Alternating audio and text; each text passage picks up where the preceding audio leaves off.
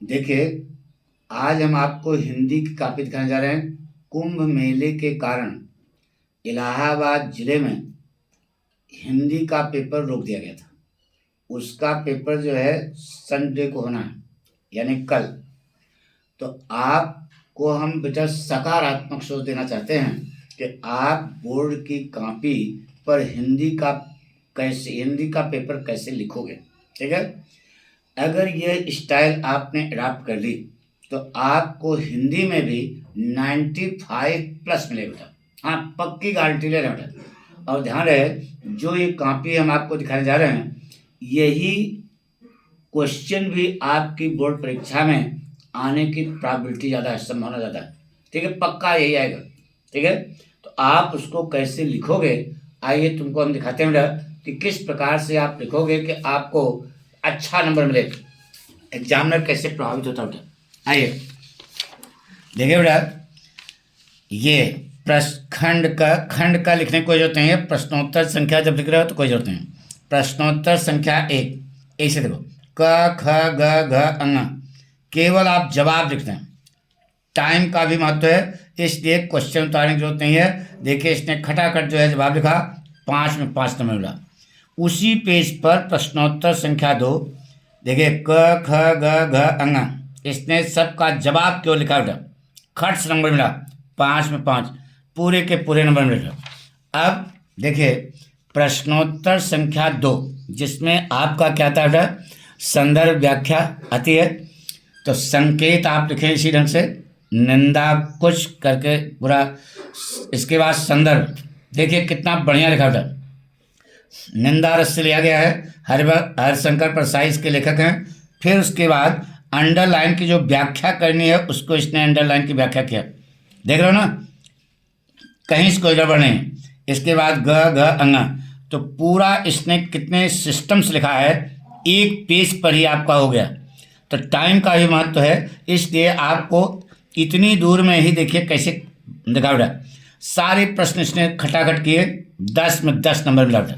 ठीक है, इसके बाद फिर प्रश्नोत्तर संख्या 4, यानी कि अब आप इसी ढंग से माइंड मेकअप करो कि हमको इसे लिखना है। अब आप कहते हो हमारी राइटिंग नहीं बनती है, उससे परेशान ना हो। पढ़ने में जो लिखते हो वो तो पढ़ने में आता है ना। अगर पढ़ने में आता है तो बिल्कुल यही स्टाइल अडॉप्ट करना बेटा, आपको पूरे पूरे नंबर मिलेंगे। इसकी राइटिंग भी अच्छी है। अगर आपकी राइटिंग खराब भी है लेकिन पढ़ने में आ रही है और आप इस प्रकार से लिखोगे तो बताइए कहाँ से। देखो, पवन दुबका से अयोध्या सिंह उपाध्याय, संदर्भ सही है। रेखांकित की व्याख्या किया, ग घ, देखिए ना 10 नंबर का है, 10 में 10 नंबर मिला। अब आप जीवन परिचय कैसे लिखोगे ये होता है। प्रश्नोत्तर संख्या 5 का आचार्य हरिहर प्रसाद द्विवेदी, मोस्ट इंपॉर्टेंट है, आपके पेपर में छपा है, जरूर याद कर जाना बेटा। देखिए, इससे बड़ा सा इन्होंने एक यानी कि बनाया, चतुर्भुज बनाया, उसमें सूक्ष्मावलोकन यानी संक्षेप में पूरी बात लिख दिया बेटा, संक्षेप में पूरी बात कहीं पर लिख दो। अब उसके बाद जीवन परिचय डालो, जीवन परिचय से संबंधित जो बात आपको मालूम है, पिता का नाम सब लिखे तो है ही हो ना, तो वही चीज़ यहाँ लिख दो, देख रहे हो ना। अब साहित्य में उनका स्थान क्या है ये भी आपको बताना बेटा। 1 लाइन 2 लाइन लिख दो, अरे 2 लाइन तो है, इनकी राइटिंग दूर दूर लिखी है तो नहीं तो 2 लाइन में जाएगा। इसके बाद उनकी रचनाएं या कृतियाँ, नहीं कहते कृतियाँ, रचनाएं। रचना आचार्य प्रसाद द्विवेदी ने किन किन ग्रंथों की रचना की है, देखो ये सब इन्होंने बाकायदा चौकस लिखा बेटा, 5 नंबर का है, 5 में 5 नंबर मिला।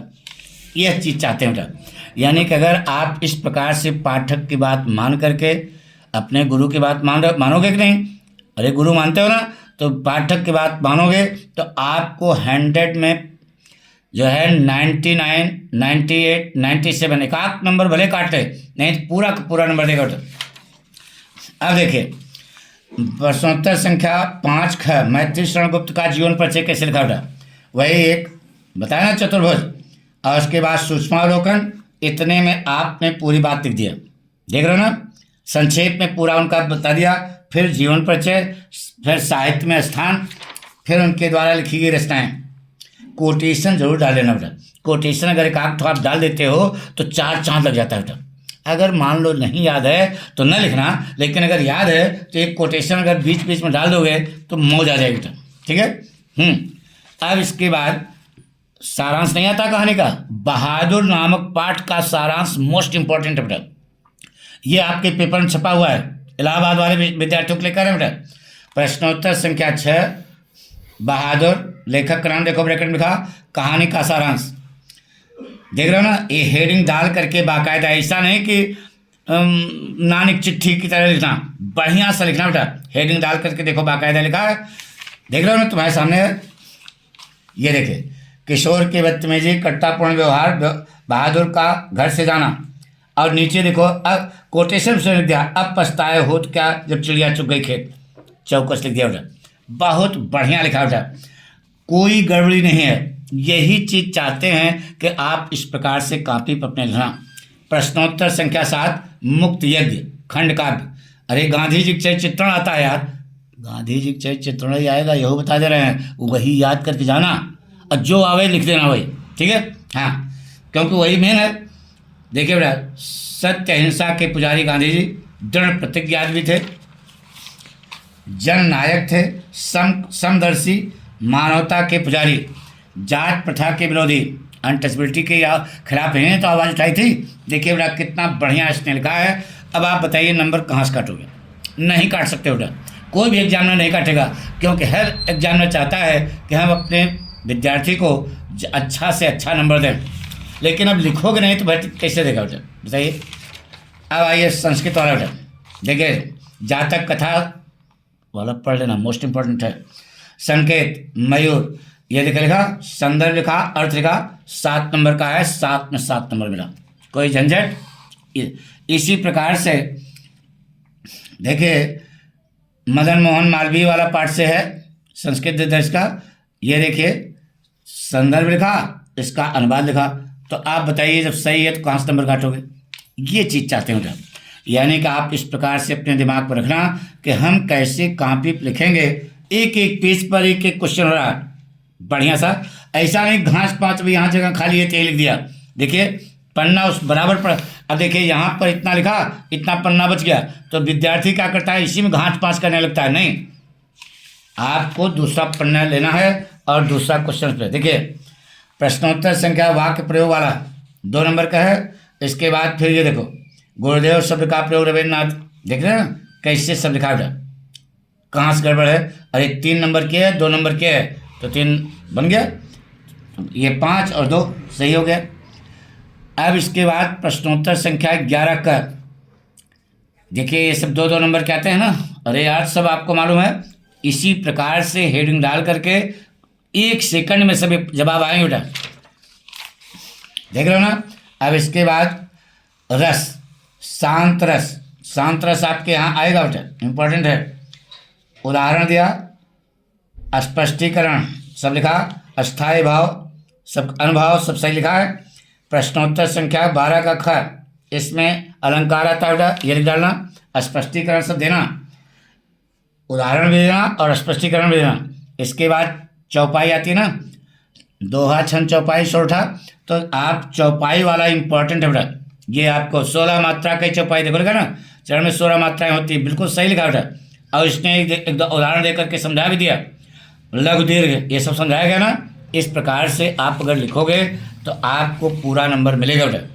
इसके बाद आपका आता है प्रश्नोत्तर संख्या 13, क्या लेटर, अरे पत्र यार, देख रहे हो ना। इस प्रकार से देखिए डेट वगैरह सब बाकायदा लिखा है, कौन लिख रहा है सब लिखा। इस प्रकार से लेटर के बारे में लिखोगे, 6 में 6 नंबर मिलेगा। अब लास्ट में आप लिखेंगे क्या, निबंध। प्रश्नोत्तर संख्या 14, भारतीय समाज में स्त्रियों की स्थिति। पहले रूपरेखा, देख रहे हो ना, ये लिख दिया। इसके बाद प्रस्तावना, हेडिंग डाल के, निबंध हेडिंग डालना जरूर। प्रस्तावना, समाज के विकास पर प्रभाव, ठीक है। वर्तमान समाज में नारी की स्थिति, सामाजिक कुप्रथाओं पर अंकुश, भोग्य वस्तु के रूप में नारी, उन्नति के पथ पर अग्रसर नारी। देखिए इसमें कोटेशन से लिखा, अबला जीवन है तुम्हारी यही कहानी, आंचल में है दूध और आंखों में पानी। अगर एग्जामिनर पढ़ लिया तो बाग बाग हो जाएगा, आपको चौकस नंबर देगा बेटा, कहीं से काटेगा नहीं। लिख रहे ना। इसके बाद उपसंहार लिखना, 9 में 9 नंबर मिला। तो इस प्रकार से यदि आप इसको 2-3 बार कॉपी देखना, देख करके तुरंत जुट जाओ, दिमाग में मेकअप कर लो कि इस प्रकार से हमको सारे प्रश्नों का उत्तर देना है। तो विश्वास दिलाते हैं कि 95 प्लस मिलेगा बेटा। हाँ, पक्का है। Thank you.